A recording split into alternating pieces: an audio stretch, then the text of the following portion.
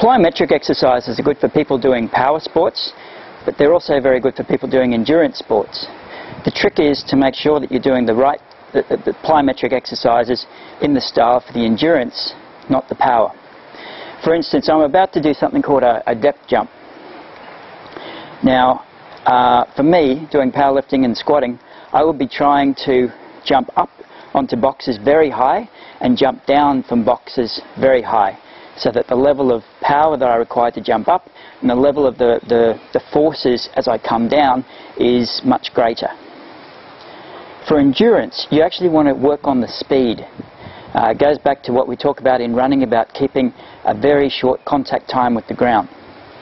So I've only got quite low boxes here, and I've only got 2, but you can set up as many as you can. So what we want to do with the boxes here is keep the contact as light and as quick as possible. And this is very important for trail runners, because if they're coming down a trail and they're seeing a log or a rock that they're going to have to put their foot on, they want to put their foot onto it with as little pressure as possible and get off it as quickly as possible. And that's what this is training. So I'm going to do this 2 feet at a time.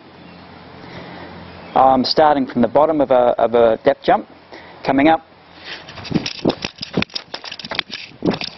and then typically, like at the end of the depth jump, you would then try and do a bound, which is just trying to go as far as you can with both legs at once.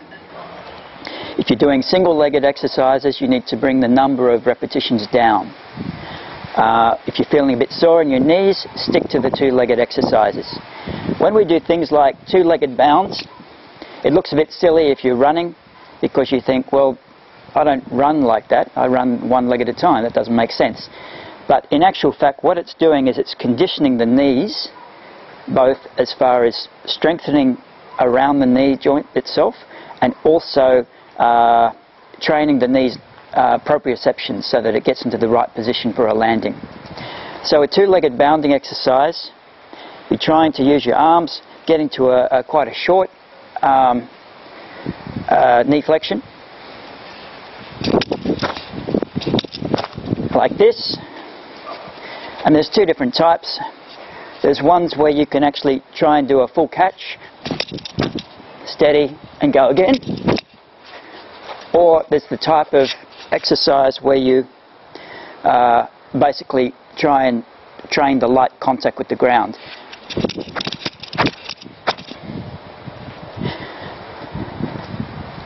Both have their benefits for runners, so mix it up.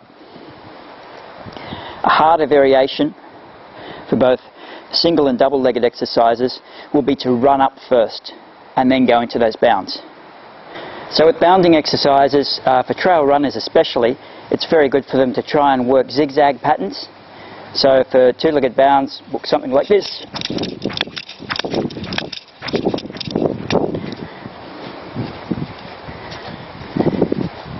And for single-legged bounds, you may even set out targets.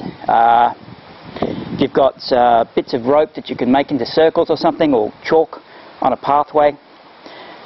You would then try and do your normal bounds, but just be zigzagging the feet. And if you set out your own course, it's very good, because then you force yourself to go into an irregular pattern. Pick a step or a couple boxes that are well above knee height. Dig the heel in on top, press up through the heel, fully extend the leg. Don't do this and then catch yourself with the other leg.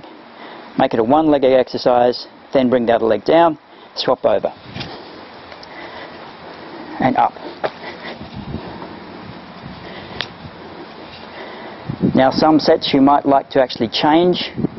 This becomes a little bit more difficult, so that you're pushing up through the ball of the foot and down.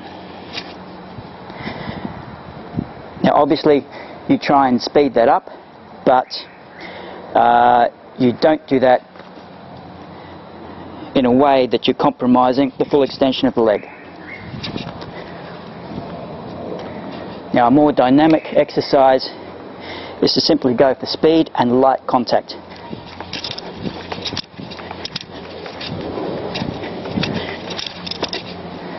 We call this exercise a lateral hop. It's a very good exercise for people who've had ACL problems, knee reconstructions, anything like that.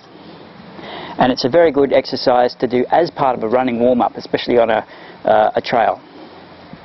What you're doing is basically doing a lunge out to the side and hopping across. And you're actually trying to do this off the part of the foot that you would land on when you're running. So you're mid-foot to ball of foot. As you get stronger and better at it, you then actually try and increase the distance and increase the width of the movement.